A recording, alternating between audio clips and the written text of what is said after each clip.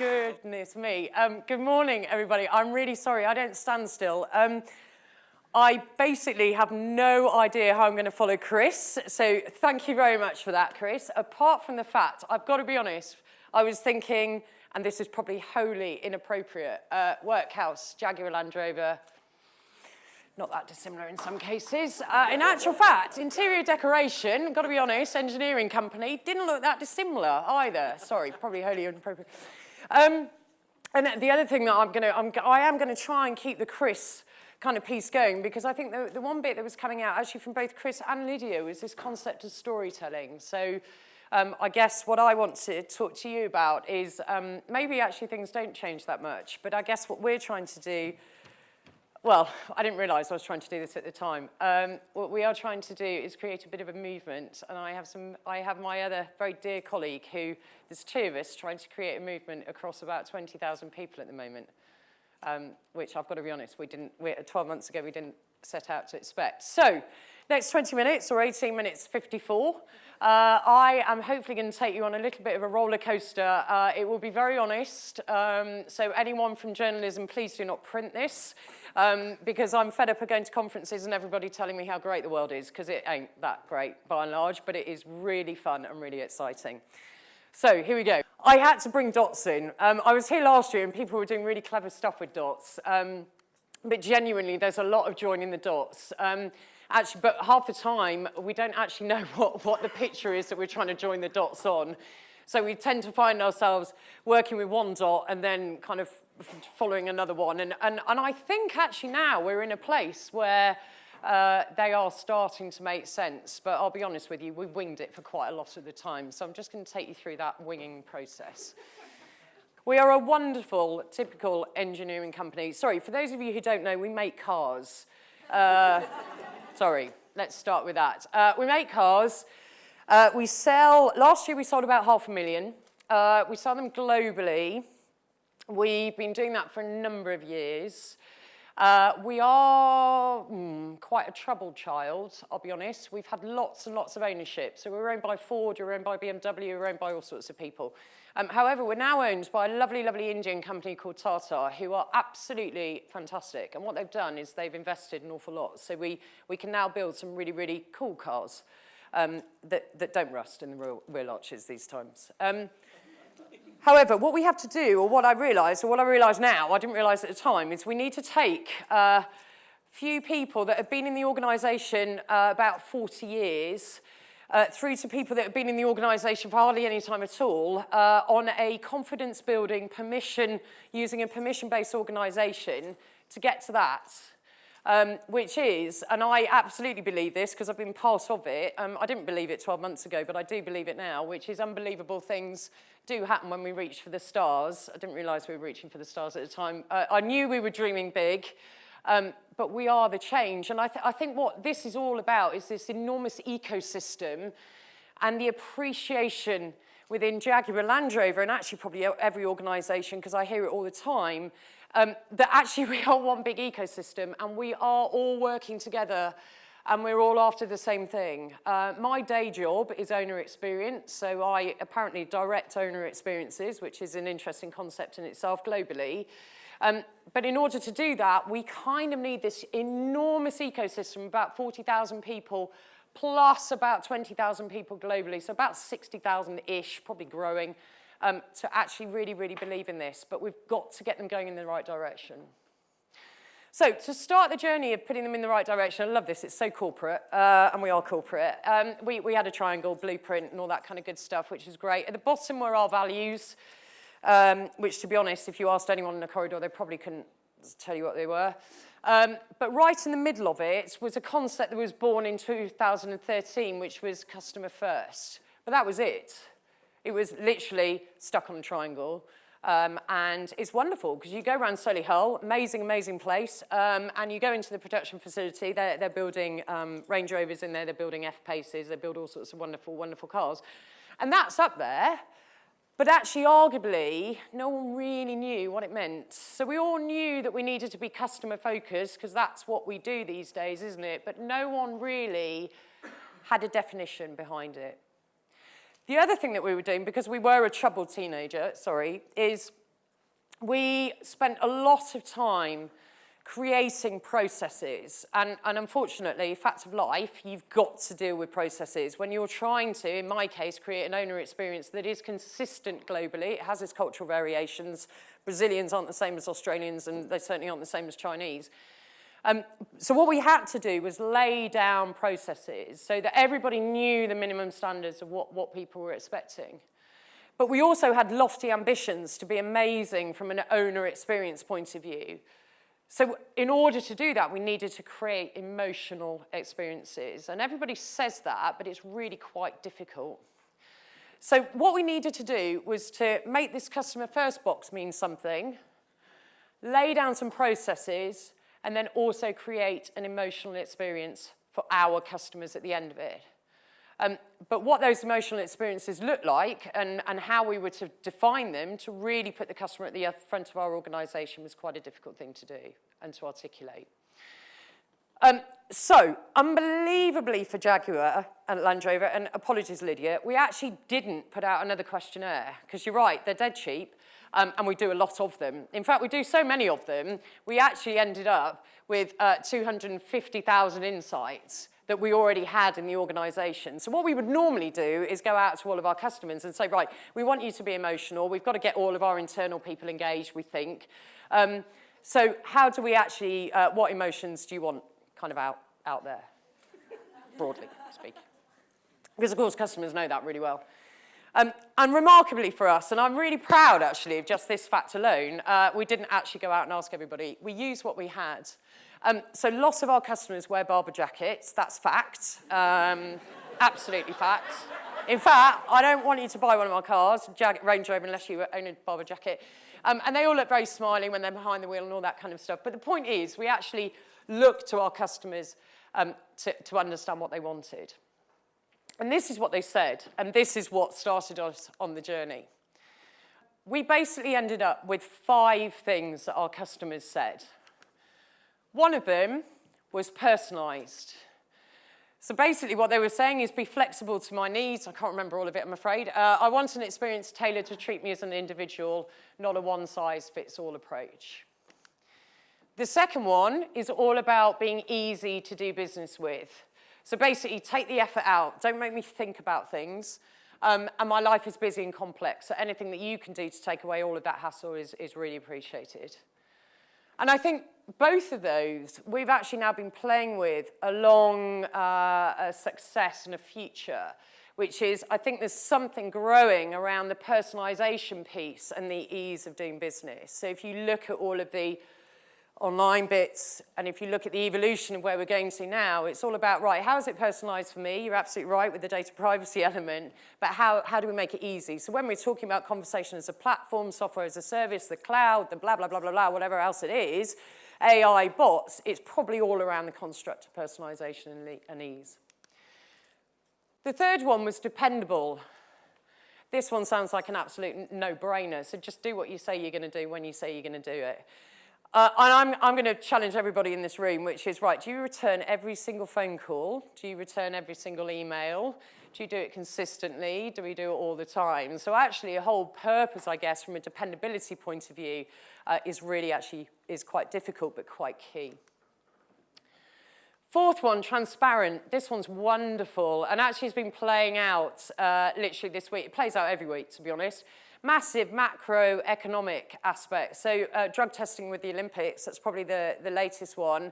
And BBC salaries, mind you, I heard this morning that might be reversed due to a loophole, but anyway.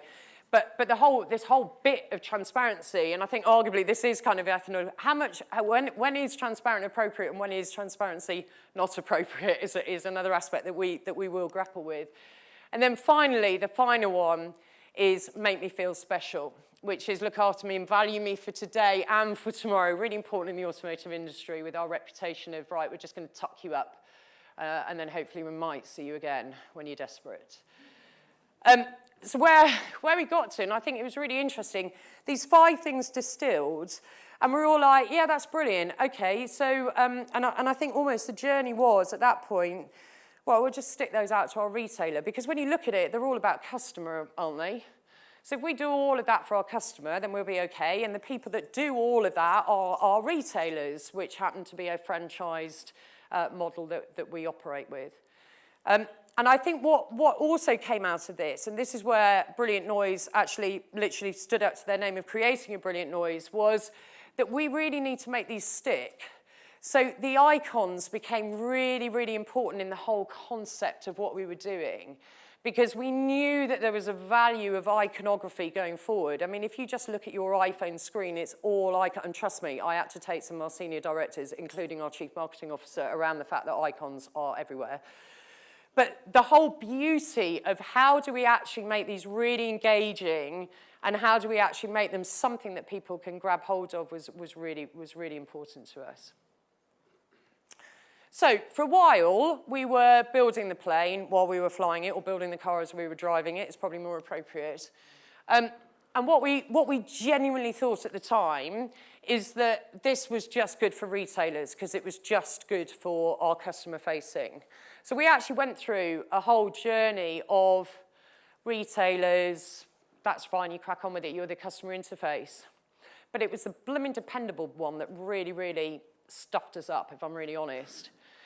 Because our retailer network obviously sell our products on our behalf, they're franchised. However, what they do need is really, really good product quality. And automotive, it's just the way it is with engineering. Sometimes basically what we do is and it's the same for all motor manufacturers more or less, is when we build a new car, we kind of get better the more we build.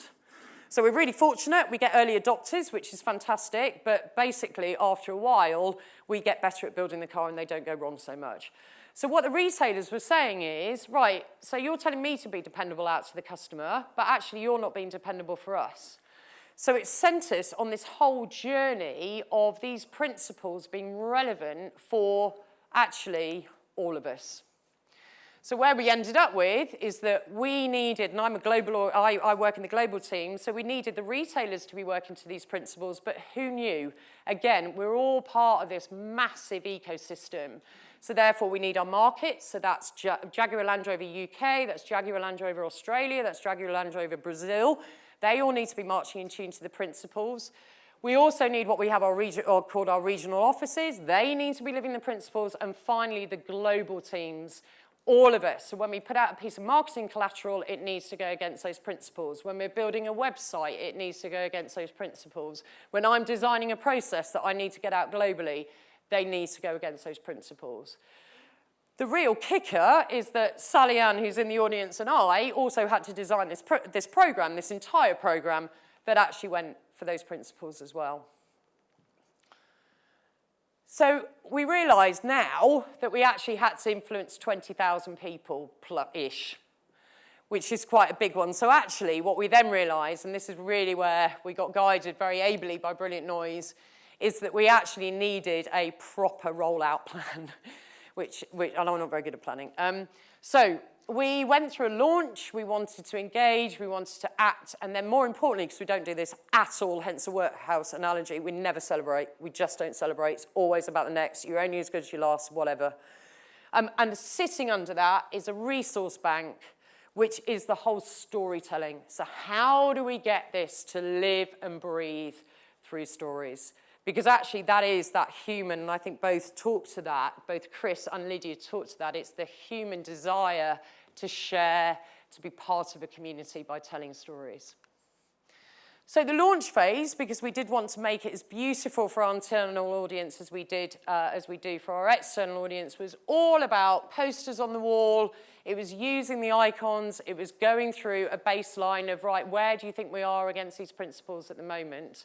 And probably most importantly for us was actually a film, because a film in 90 seconds, it is only 90 seconds, can probably say more in 90 seconds than it can do with me standing up and speaking for 20 minutes. But this is basically what we were after.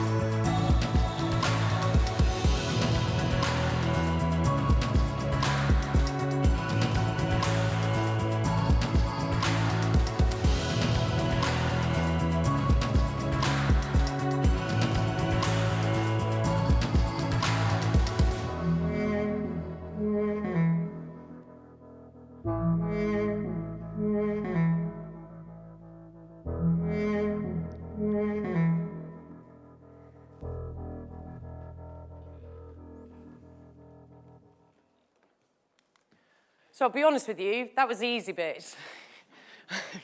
Lovely film, we're all like, yay, you film, it's beautiful. All cut and shut, I've got to be honest, totally recycled. The guys did an amazing, amazing job with actually bringing that to life.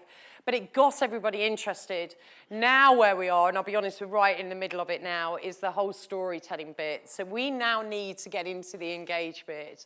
So we've got big posters all up on the wall, and probably the biggest bit for us now is that we are, and all the senior management team, the leadership team now, are running workshops with everybody, which are 90-minute workshops. We're in rooms. We went pop-up this week in the corridor randomly, which kind of worked to get everybody moving. But basically now what we need is to level set everybody on what these principles mean, what they are doing for people internally. We've got workshops that we've got to run. We need to engage the retailer network. So I'll be honest with you, it's really blooming hard work. But the value of what you get out of it, Sal and I are getting emails all the time saying, do you know what, never been to a workshop like that before, it was great. You can hear this language starting now in common parlance. But I think I was talking to Dan, who's on, lucky Dan, straight after lunch, he's going to do the swearing. I was talking to Dan earlier, and it is a long, long journey. And I'll be honest with you, we had no idea. I think now we're just starting to get into the process of where the journey is starting to get a bit more settled and a bit more understood. But I guess our message has been, particularly when we're looking at global, is never assume anybody understands this stuff just because you put a poster up. The workshops, we've got 50 of them. Well, probably actually it won't be that. It'd be about 60 or 70 because people don't turn up, so we've got to sweep them up. We've had to take 1,000 people through these workshops. Now, it sounds huge, but I genuinely think it is behind the scenes bit that Anthony was talking about earlier, but it's just been amazing, the invigoration it gives to the organisation.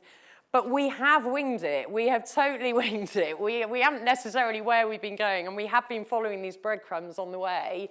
But I think, do you know, I heard it yesterday, and I haven't even shared this with Sal, but our HR director actually said this has probably been the programme that's had the most cut through out of all of the HR employee people initiatives, because actually what we've done is we've spent the time and made it really human and made it really, really connect. And we're nowhere near finished yet, but I guess it was just sort of sharing to you really that it is possible. It really is possible. We've learned a load around the organisation. We've learned a lot about ourselves. We're still learning about ourselves. I don't think that will ever end. But if we go back to the beginning, unbelievable things really can happen. And I think we've just got a movement that's starting, but we're 12 months in, and I reckon we've got another 20, well, it will never end. It will never end. Exactly what Dan and I were talking about earlier, owner and customer and all that sort of stuff never ends. That's a kicker of being in a customer experience. But I guess there are some downsides to it that you've just got to work really hard with it, but there are some amazing upsides when you do start seeing the organisation move. So I guess this is and this is an internal message that we're trying to prompt as well, really, and it's one that I guess I sort of have taken inspiration from this personally, around actually an amazing idea, an amazing nub, and a bit of will and a bit of passion with a very few people can actually start igniting an organisation to sort of say, what are we waiting for?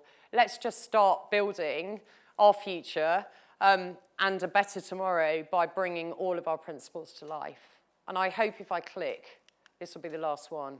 It is the only slide I've had up all the time. Thank you very much for listening.